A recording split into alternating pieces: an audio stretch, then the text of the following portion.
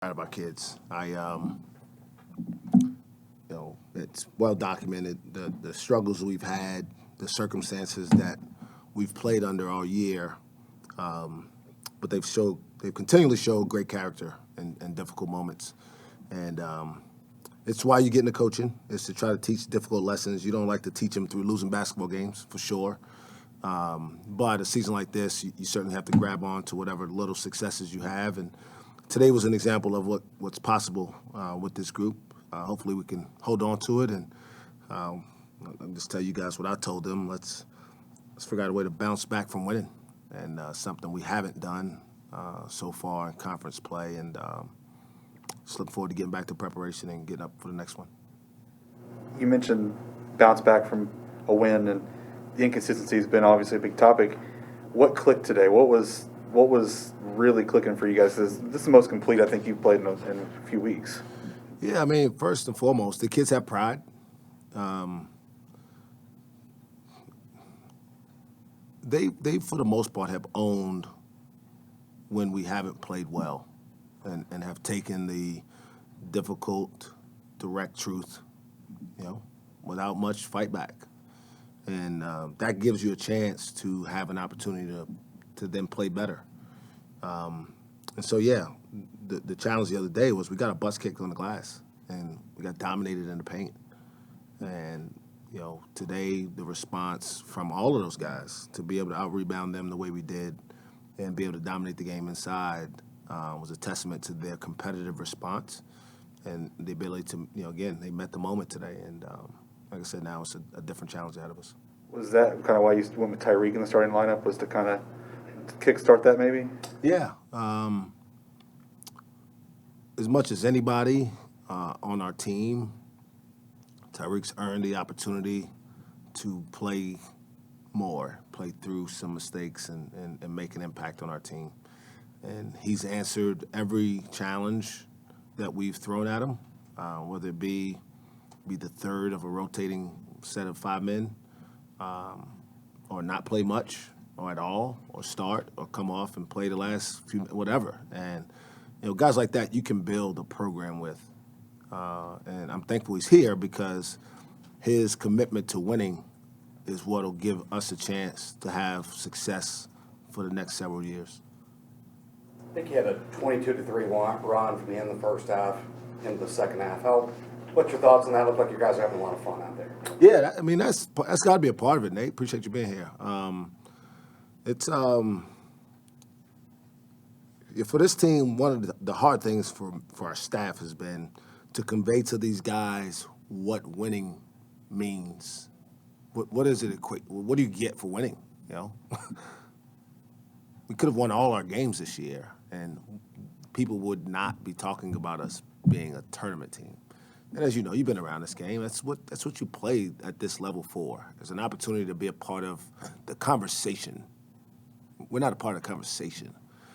And as disheartening as that is, there's still opportunity out there to learn how to work through that perseverance, how to enjoy the moment, because the truth is none of it's guaranteed anyway, right? 2 years ago, had they continued the tournament, by the end of that weekend, the world was shut down. There was no tournament at all. And so you can look at it and feel sorry for yourself, or you can try to learn from it and try to make the most of it. And, for the most part, they haven't been able to focus always on the team aspect of things, but they've tried to respond to our coaching, and that's what makes it worth it for you.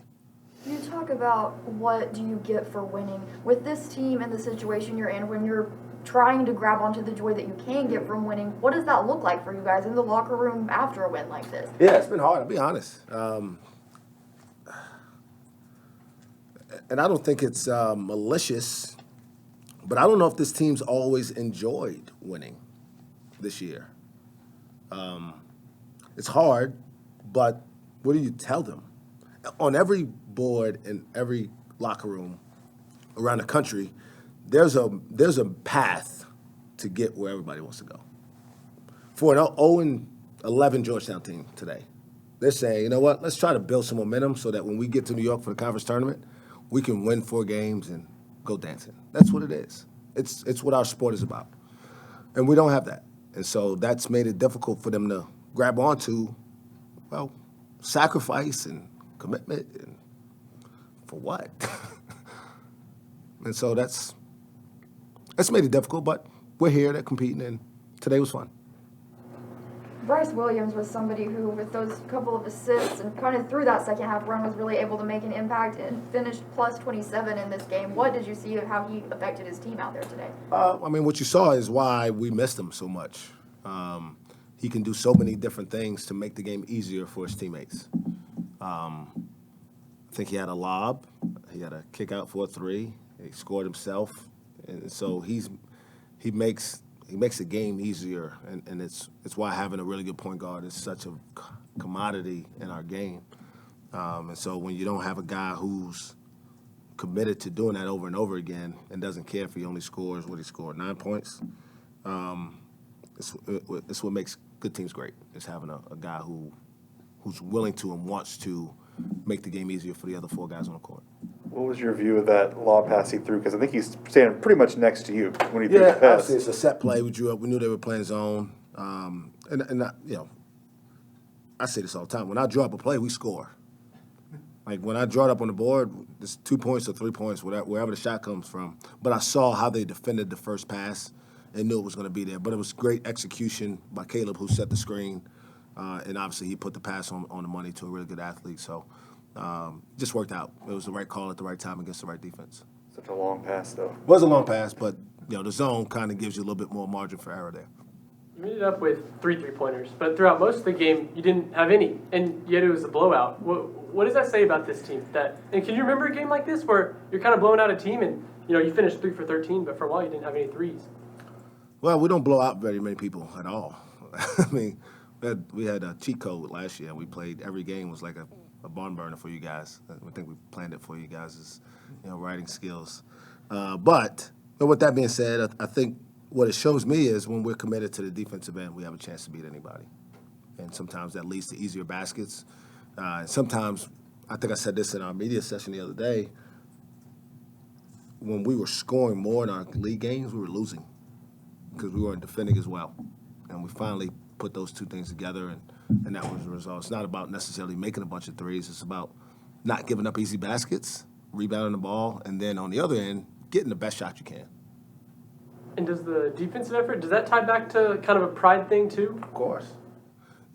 I mean, that's the hardest thing to do right now, because no one talks about defense.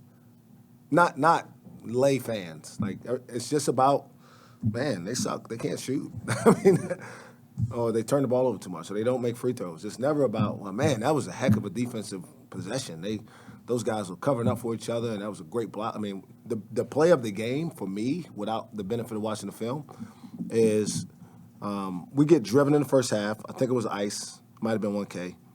Musa comes over to block the shot. They get the rebound, and Avery's standing in position. He had no reason to be there. And he blocks the shot on the same possession.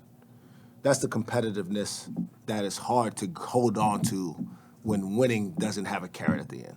There's no reason for Avery to make that play other than he cares about winning.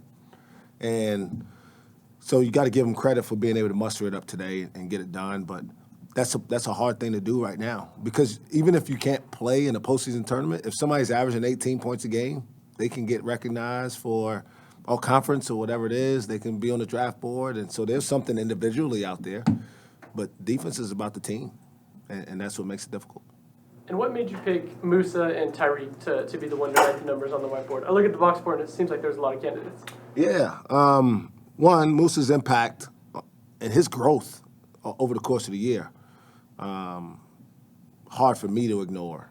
Obviously, he's dealt with a really challenging year himself, not having the summer with us, getting here in the fall, having the expectations of what he thought this team would be able to do. But I love the way he's gotten better over the course of the year, and his numbers were off the charts. I thought his presence defensively was really good. But Tyreek could very well be the most valuable player for this team this year. Every time he's been called on to produce, he's done it. Now, his numbers have never jumped off the page, but if not for Tyree Smith, we don't beat TCU here. I don't know if we win today without his presence starting the game. And the numbers say 6 points. I look at plus 17. makes a big difference for us. Did you know it was his first ever start? No, obviously that he didn't. I know he didn't start for us, but I haven't gone back and looked at his previous years. What do you like about those two together? That's something you've gone to more and more the last few weeks. Well, you feel more comfortable that you'll be able to have some presence on the glass. When we don't have two guys like that in there, you don't get a whole lot of rebound and production. And so that's the first thing. The second part is just defensively, Tyreek can be more disruptive with his physical presence, guarding on the perimeter, than one of our smaller forwards like Keelan or M.A. or even Woody to a certain degree. In a game like this, you can't take chances that they'll just play volleyball up there. Kind of switching gears a little bit, what do you think about everything that's happened for Lindy the last few days? Unbelievable. I recruited Lindy a little bit at Stephen F. Austin before I got here, and obviously he was here when I showed up as an assistant going into his freshman year. So I was able to spend his entire career with him. I always thought that he needed to believe that he could become an elite player and play like that more often. And I'm glad that he's taken an opportunity to continue to fight for his professional career. It'd be easy for a kid like that who loses the opportunity to play in any postseason his senior year, loses an opportunity to compete for any real professional opportunities the whole summer after his senior year. There was no tryouts, there was no combines, there was nothing for those guys. And to just keep searching for ways to make his dream come true and to go to Enid and maybe have people laugh at him, say, man, you're a Big 12 player. What are you doing playing here? Because I'm sure there weren't a ton of Big 12 players there. And just keep fighting and scratching and clawing and get to the G League and make the most out of every opportunity. But it's also a testament to his character. He's a true believer in himself and God, and, good things happen to great people. I'm a firm believer in that. And at the end of the day, work wins. I think being here helped him believe that you can overcome adverse situations. He went through a lot of it in his time here, and I'm certainly glad and look forward to getting down there and watching him play soon. The guy you can point to your team now and go, that's... Yeah, and obviously to other kids in the state, right, coming up that we recruit, that, you can make it from this state through this program. And it may not be the path you think coming in. Because most of these guys think they're going to spend 6 months in school and go shake Adam Silver's hand, right?